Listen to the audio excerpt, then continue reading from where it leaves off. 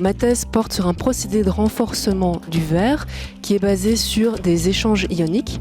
L'objectif, c'est de rendre des verres minces beaucoup plus résistants, et une des applications, c'est les smartphones et tout ce qui est écran, par exemple écran de télé ou aussi verre de train. C'est très important pour un chercheur de communiquer pour que ces résultats servent à quelque chose à l'avenir.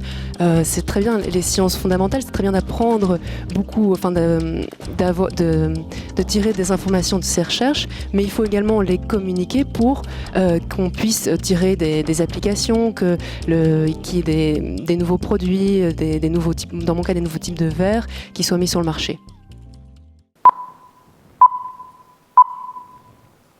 Comme moi, certains d'entre vous ont peut-être déjà laissé tomber leur smartphone et en le récupérant, ils réalisent que l'écran est cassé. L'objectif de ma thèse, c'est de rendre vos verres de smartphone incassables, ou presque. Mais avant de comprendre comment on peut rendre un verre incassable, il faut d'abord comprendre ce qu'est un verre et de quoi il est composé. Alors, si je vous posais la question de savoir de quoi est composé un verre, je suis sûre que la plupart d'entre vous me répondraient de sable. Et vous auriez partiellement raison. Car en effet, le verre est composé principalement de sable, mais on vient également y ajouter des fondants, c'est-à-dire des éléments qui viennent diminuer la température de fusion du mélange. L'oxyde de sodium est un exemple de fondant.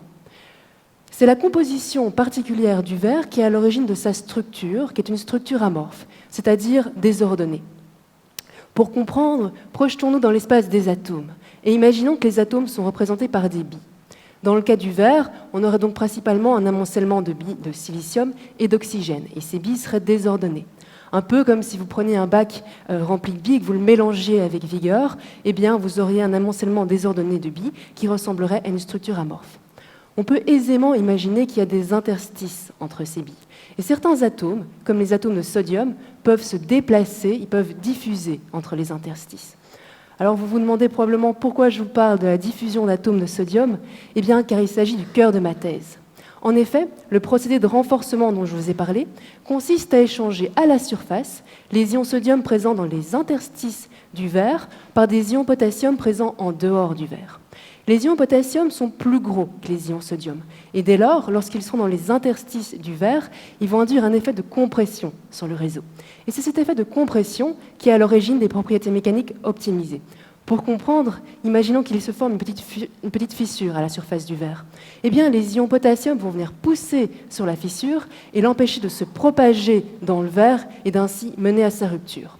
Les résultats de ma recherche ont montré que la composition initiale du verre avant traitement a une influence sur les propriétés mécaniques après traitement. C'est-à-dire qu'en choisissant habilement la composition du verre, on pourra à l'avenir rendre vos verres de smartphone incassables. Mais pas uniquement. On pourra également réduire l'impact environnemental lié à la production du verre.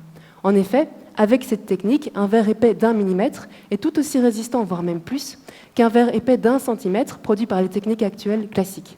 On imagine bien que la quantité de matière nécessaire pour produire un verre d'1 millimètre est moindre, et dès lors, on peut réduire l'impact environnemental. Mais on pourrait également envisager créer des baies vitrées bien plus grandes que celles qu'on produit actuellement, car le verre est plus résistant, et ça permettrait de laisser rentrer un maximum de lumière dans nos habitations. Et en Belgique, ça nous ferait le plus grand bien.